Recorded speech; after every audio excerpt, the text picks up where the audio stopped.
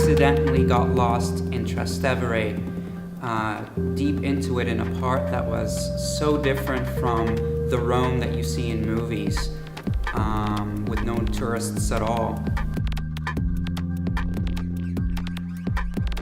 One of my favorite experiences was going to Naples, just south of Rome.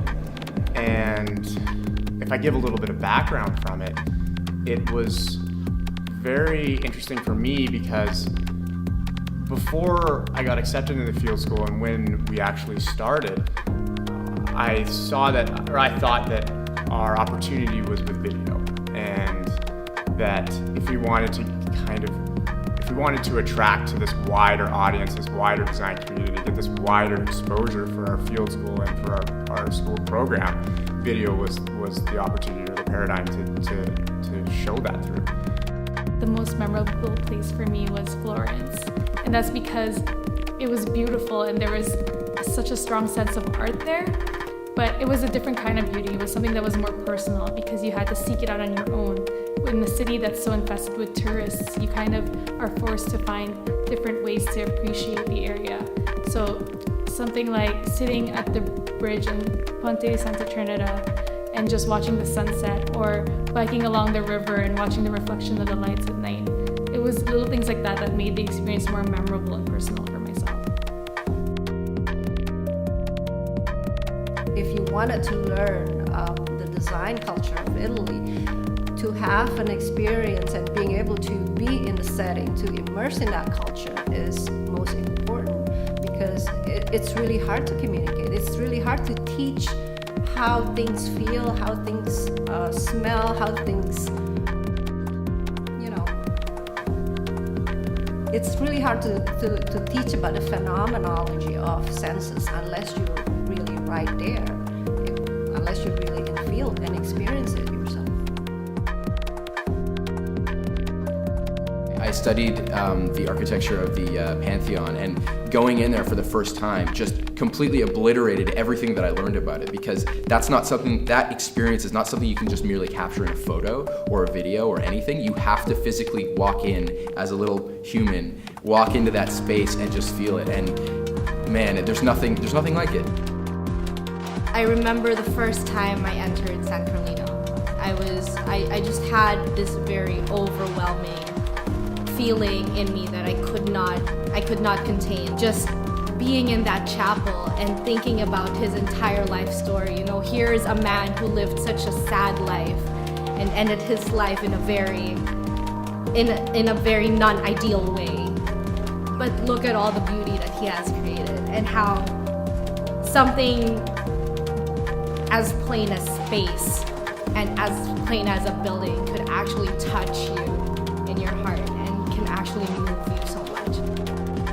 On one hand, you learn about all these designers, you learn about what they do, what they make, what their mantras are and all of that stuff. But the part that is the most amazing is that you actually get an understanding of the culture and the environment from where that comes from.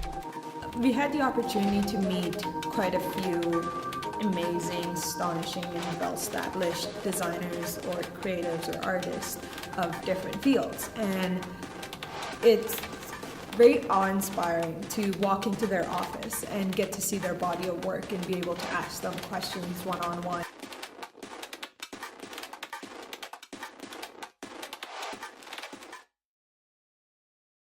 One of the designers that I connected with said it's all about this relationship with the client and the designer, and it's not about making money in the end. It's about creating something beautiful, and he described it as it's a love story between the client and designer, two different people coming together to create something beautiful. You don't work towards an end goal, you don't work towards an end product, you work for the process, and the process creates your product. Don't design for yourself. And when I thought about it at the time, I didn't really understand what that meant. Does that mean I can't design for, if I was interested in something, or does that mean I can't design a a guitar because I'm into music? Is that what that means? And I think it took me a long time to understand that for myself.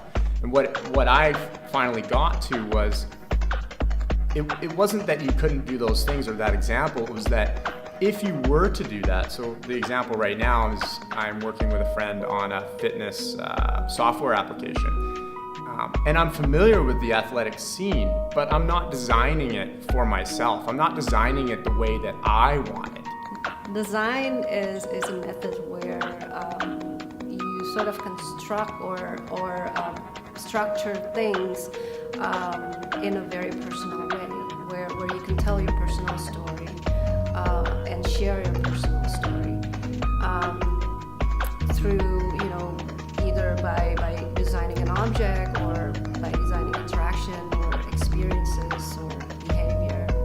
I don't think that interaction design has gone far enough. We're at the cusp of potentially being the generation that makes the difference for whether this movement has any kind of momentum or life here at home, or whether it just dies off. And I think what's been missing is kind of nuance. So what I've seen happening here is that technology and art are literally just smacked together as one. Not all the time do we come up with end products. Most of the times our work here is focused on a working prototype, which means that we may not have the final polished solution, but we do have a process of how we're getting there. And I think that it is similar in terms of how Giulio Ceppi thinks about design. Design is creating a process and a solution.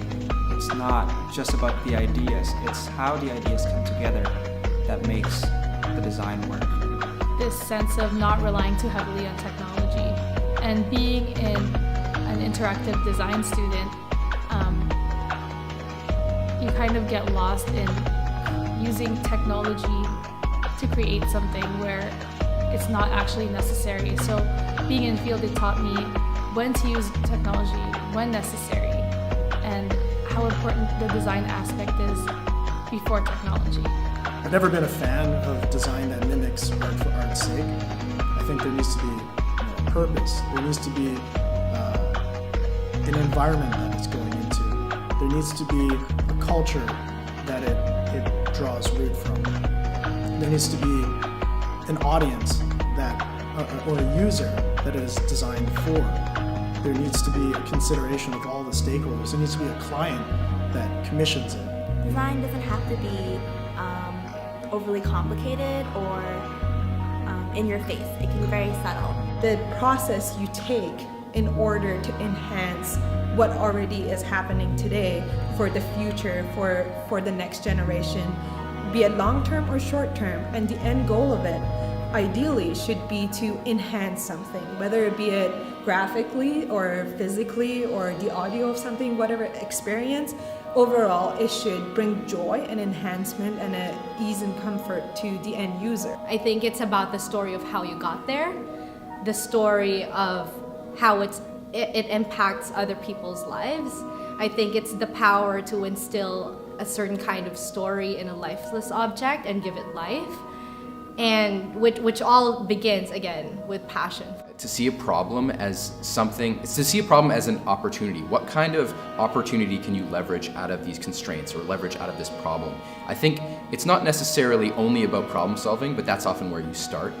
And I see it as kind of like on a certain level, it's a logical, systematic approach to trying to make people's lives better.